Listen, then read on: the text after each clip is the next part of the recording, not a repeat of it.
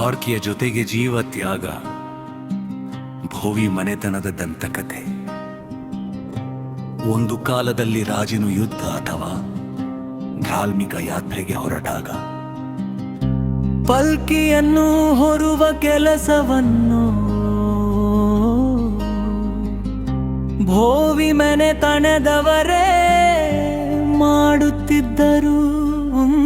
ಒಂದು ದಂತಕಥೆಯ ಪ್ರಕಾರ ಯಾತ್ರೆ ಸಮಯದಲ್ಲಿ ಶತ್ರು ದಾಳಿ ನಡೆದಾಗ ಪಂಕ್ತಿಯನ್ನು ಕೆಳಗೆ ಇಳಿಸದೆ ರಾಜನನ್ನು ಸುರಕ್ಷಿತ ಸ್ಥಳಕ್ಕೆ ತಲುಪಿಸುವವರೆಗೆ ಭೋವಿ ಯುವಕರು ತಮ್ಮ ಜೀವವನ್ನೇ ಪಣಕ್ಕಿಟ್ಟು ನಿಂತರು. ರಾಜನ ಪ್ರಾಣ ಉಳಿಯಬೇಕು, ಪಲ್ಕಿ ನೆಲಕ್ಕೆ ಬೀಳಬಾರದು ಎಂಬುದು ಆ ಮನೆತನದ ಮಂತ್ರವಾಗಿತ್ತೆಂದು ಹಿರಿಯರು ಹೇಳುತ್ತಾರೆ.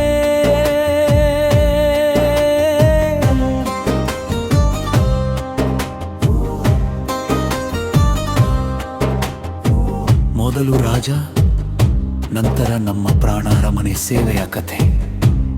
ಕೆಲವು ಪ್ರದೇಶಗಳ ಭೋವಿ ಕುಟುಂಬಗಳಲ್ಲಿ ಇಂದಿಗೂ ಹಿರಿಯರು ಹೇಳುವ ಮಾತು, ನಮ್ಮ ಪೂರ್ವಜರು ರಾಜರ ಮನೆತನದಲ್ಲಿ ಸೇವಕರಲ್ಲ, ಅವರು ರಾಜರ ನೆರಳು. ದಂತಕಥೆಯಂತೆ ಅರಮನೆಗೆ ಅಪಾಯ ಬಂದಾಗ ಮೊದಲು ಭೋವಿ ದೇಹ ರಕ್ಷಕರ ಮುಂದೆ ನಿಲ್ಲುತ್ತಿದ್ದರು. ರಾಜರಾಣಿಯ ಜೀವ ಉಳಿಸಲು ತಮ್ಮ ಪ್ರಾಣ ಕೊಟ್ಟವರ ಹೆಸರುಗಳು ಬರಹದಲ್ಲಿ ಉಳಿಯದಿದ್ದರು ಮನೆತನದ ಕಥೆಗಳಲ್ಲಿ ಉಳಿದಿಲೆ. ಅಮುಕಿ ಮನೆತನದ ಗುರು. ಕೆಲವು ಭೋವಿ ಮನೆಗಳಲ್ಲಿ ಹಿರಿಯರು ಹೇಳುವಂತೆ ನಮ್ಮವನೇ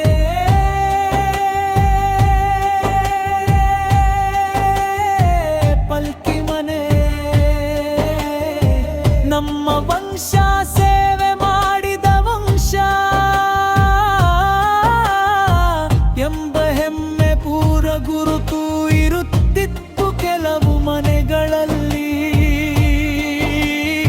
ಇಂದಿಗೂ ಪಲ್ಕಿಯ ಕಂಬ, ಹಳೆಯ ಮರದ ದುಂಡು ಅಥವಾ ಪಲ್ಕಿ ಸಂಬಂಧಿತ ಚೀನೆಗಳನ್ನು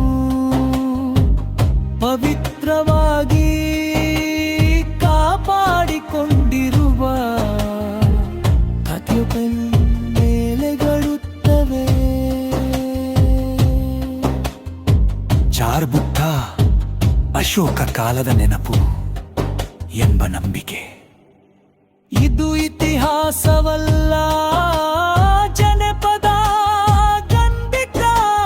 ಕೆಲವು ಭೋವಿ ಮನೆತನದಲ್ಲಿ ಹಿರಿಯರು ಹೇಳುವಂತೆ ನಾವು ಶ್ರಮಿಕರು, ಸೇವಕರು, ಅಹಿಂಸೆಯ ಜನ. ಅದಕ್ಕೆ ಬುದ್ಧನ ಕಥೆ ನಮ್ಮ ಕಥೆಯಂತೆ ಕಾಣುತ್ತದೆ. ಅಶೋಕನ ಧಮ್ಮಯಾತ್ರೆಗಳಲ್ಲಿ ಸೇವೆ ಮಾಡಿದ ಶ್ರಮಿಕ ಸಮುದಾಯಗಳ ಸಾಲಿನಲ್ಲಿ ನಮ್ಮ ಪೂರ್ವಜರು ಇದ್ದಿರಬಹುದಲ್ಲೋ. ಭಾವನಾತ್ಮಕ ನಂಬಿಕೆ ಇಂದಿಗೂ ಜೀವಂತವಾಗಿದೆ. ಆಡಂಬೇರ್ಕರ್ ಮನೆತನ ಮತ್ತು ಪಲಿಕೆ ಜನಪದ ಉಲ್ಲೇಖ. ಕೆಲವು ಜಿಲ್ಲೆಗಳಲ್ಲಿ ಕಲಬುರಗಿ ಭಾಗ ಸೇರಿ ಹಿರಿಯರು ಹೇಳುದಂತೆ ಅಂಬೆ ಬರ್ಮನ ಕನಕಾದ ಯಾತ್ರೆಗಳಂದಲಿ ಪಲ್ಕಿ ಸೇವೆ ಮಾಡಿವ ಶ್ರಮಿಕ ಮೆನೆತನಗಳ ಕಥೆಗಳು ನಮ್ಮ ಊರಲ್ಲಿಯೂ ಕೇಳಿ ಬರುತ್ತವೆ. ಇದು ದಾಖಲೆ ಅಲ್ಲ, ಆದರೆ ಶ್ರಮಿಕ ಸೇವೆ ಗೌರವದ ಸಂಕೇತವಾಗಿ. ಭೋವಿ ಮನೆತನಗಳು ಹೇಳಿಕೊಳ್ಳುವ ಜನಪದ ಕಥೆ ಸಾರಾಂಶ.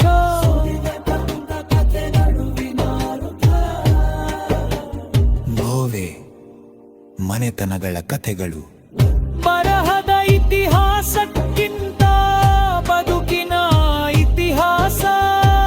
ಸೇವೆ, ಶ್ರಮ, ತ್ಯಾಗ ಈ ಮೂರು ಅಂಶಗಳ ಸುತ್ತಲೇ ಎಲ್ಲ ದಂತ ಕಥೆಗಳು.